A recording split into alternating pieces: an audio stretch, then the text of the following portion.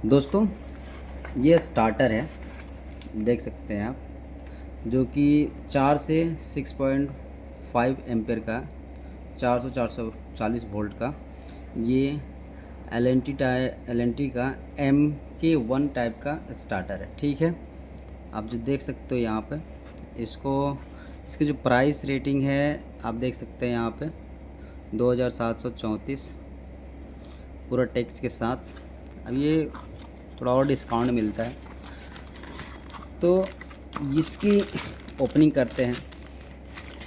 जब ओपनिंग करेंगे तो ये स्टार्टर आपको देखने को मिलेगा, जिसमें ये स्टार्ट का और ये स्टॉप का बटन रहता है, देख सकते हैं। इसको हम इंस्टॉल करने के लिए यहाँ पर 4 पेच लगाते हैं, और जहाँ पर हमें लगाना 4 होल करते हैं, और इसके बाद पेच से टाइट करते हैं इसको। तो इसको हम इंस्टॉल करेंगे, और आपको इसके अंदर की अगर पार्ट दिखाएं तो नज़दीक से दिखाऊं। ये जब आप पेज खोलते हैं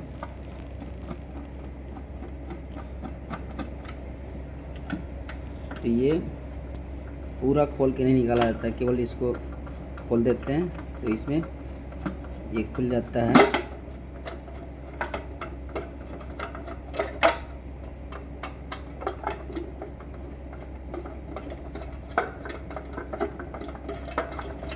देखो ये खुल गया।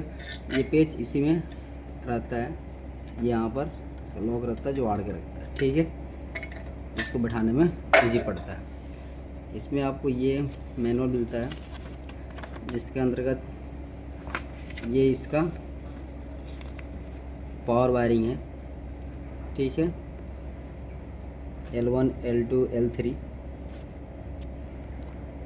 L1 L2 और L3, या इसके बाद ये जो सिस्टम है ये आपका ओवरलोड रिले है, जो कि यहाँ पर दिखाई देगा। यहाँ पर देखोगे तो ये L1 L2 L3 है, जो इस साइड में आपको लिखा हुआ देखने को मिलेगा। ठीक है, अब जस्ट देखोगे यहाँ पर तो आपको दिखेगा, जस्ट यहाँ पर ये L1 है, ये L2 है और ये L3 है।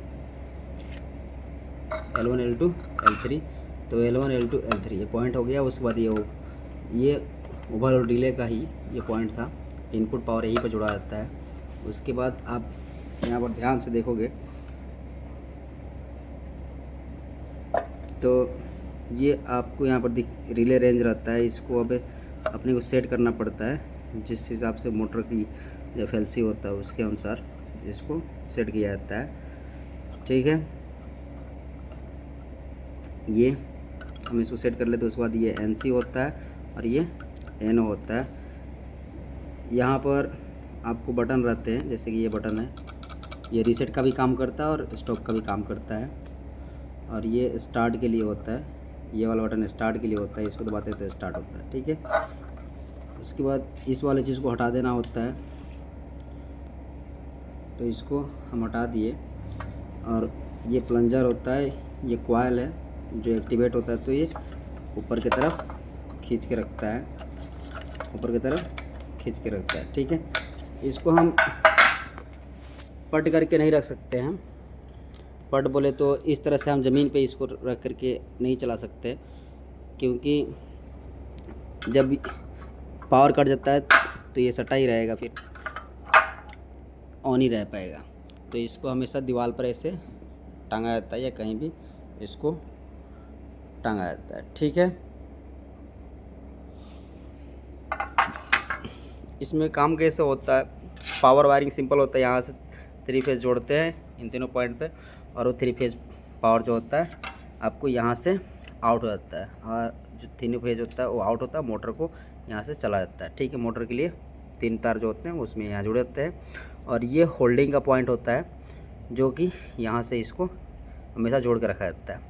तो इसके कंट्रोल वायरिंग क्या होता है, तो एक फेज़ जो होता है, कोई भी एक फेज़, तो यहाँ पर 2 फेज़ देखो, यहाँ पर, और अभी जो आप 3 फेज़ जोड़ोगे यहाँ पर, तो एक फेज़ को ले करके डायरेक्टली उसको ला करके A2 कॉइल पर जोड़ दिया जाता है। देख रहे हो, ये वाला फेज़ डायरेक्टली यहाँ से उठा और आकर के कॉइल पर जुड़ जाता है।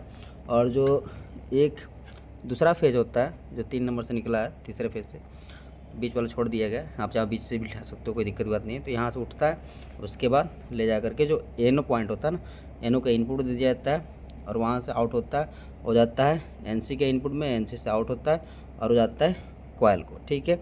और होल्डिंग के लिए यहाँ से इसको एक पॉइंट जोड़ दिया जाता है, ठीक है, NO के पॉइंट पे जोड़ दिया जाता है। इस तरह से इसका कंट्रोल वायरिंग होता है। तो कंट्रोल वायरिंग कोई ज़्यादा इशू की बात नहीं है। होल्डिंग कैसे होता है तो आप देखोगे, जैसे कि आप इसको दबाते हो, ये हटा रहता है, इसका प्लंजर हटा हुआ है, जैसे आप दबाते हो तो सटता है, ठीक है। तो अभी प्लंजर जैसे आप धक्का देते हो ना, जैसे यहाँ से इस प्लंजर को आप धक्का देते हो तो ये क्या होता है, सटता है, हटता है, सटता है।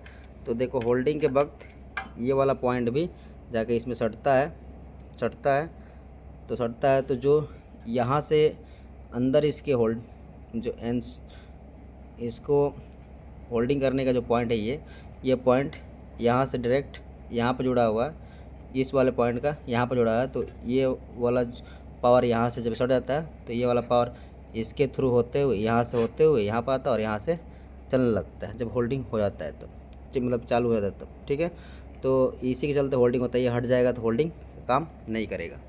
तो ये अब देख सकते हैं, इसमें कॉइल जो है, कॉइल की देख सकते हैं रेटिंग क्या रहेगा, टाइप MK1 15 एम्पियर और 500 वोल्ट AC तक का इसका सिस्टम है। यहाँ पर कॉइल को आपको पावर कितना चाहिए तो 440 वोल्ट की रिक्वायरमेंट है, ठीक है। तो ये मैक्सिमम बता रहा है। यहाँ पर देखोगे तो मैक्सिमम जो बैकअप फ्यूज़ है आप 25 एम्पियर का दे सकते हैं। जब अचानक इस पर ज़्यादा करंट जाएगा 50 से 25 एम्पियर तक, तो ये जो short circuit protection short circuiting होता है, शॉर्ट सर्किटिंग में 25 एम्पियर तक जाता है या उससे ऊपर जाता है, तो तुरंत वो क्या करता है, ये ट्रिप करा देता है। तो ट्रिप करने के बाद इसको रीसेट करना पड़ता है, तो ये रीसेट होता है। तो उम्मीद करता हूँ ये छोटा सा वीडियो ऐसे ही इसका अनबॉक्सिंग का हमने बनाया है, तो आपको ये कुछ ना कुछ हेल्प करेगा। और कोई भी डाउट इस स्टार्टर से रिलेटेड रहता है तो आप कमेंट करें, उसके ऊपर फुली वीडियो एक्सप्लेन के साथ बना देंगे। अब कौन सा एक्सप्लेन करना है दोस्तों, ये पूरा इजी वीडियो था, बस इसका ओपनिंग करके हमने दिखाया है। मिलते हैं नेक्स्ट वीडियो में, तो टेक केयर। अभी एक और चीज़ दिखा देते हैं, इसमें जब आप खोलते हो तो इसके मैनुअल में आपको और भी डायग्राम मिलते हैं, जैसे कि आप इस डायग्राम को देख लीजिए, जिसको आप डायग्राम नंबर 2 कहते हैं इसको। इसमें आपको सारे डायग्राम, जैसे कि डायग्राम नंबर 1 में आप स्टार्ट और स्टॉप यहाँ से करते हैं, ठीक है, स्टार्ट और स्टॉप यहीं से करते हैं। और डायग्राम जो 2 होता है उसमें आप इसके स्टार्टर को कहीं और दूर से स्टॉप करना चाहते हैं तो आप इस वाले डायग्राम का यूज़ करके आप स्टॉप कर सकते हैं। और एक तीसरा डायग्राम है जिसमें स्टार्ट स्टॉप दूसरी जगह से कर सकते हैं। देखो, स्टार्ट और स्टॉप कहीं और से करना चाहते हो तो आप इस प्रकार का डायग्राम यूज कर सकते हैं, ठीक है। और जो चौथा डायग्राम है उसमें आप देखो, सिंगल पोल स्विच, कहीं आप मान लो पानी के टैंक है, फ्लोट स्विच के द्वारा उसको कंट्रोल करना चाहते हैं, तो भर जाए तो बंद हो जाए, तो उसके लिए आप इस डायग्राम का यूज़ इस्तेमाल कर सकते हो। और मतलब कि आपका ये सिस्टम काम करेगा। और ये है आपका connection when operating voltage is derivated phase neutral can be use. जब आपका ये कॉइल जो है न्यूट्रल का हो, जैसे अभी सारे कॉइल क्या है, अभी जितने भी पावर के कॉइल है ये डबल फेज़ का है, अगर सिंगल फेज़ का हो तो आप इस वाले डायग्राम का इस्तेमाल कर सकते हो। Thanks for watching this video. मिलते हैं नेटवर्क की और बाय, सी यू।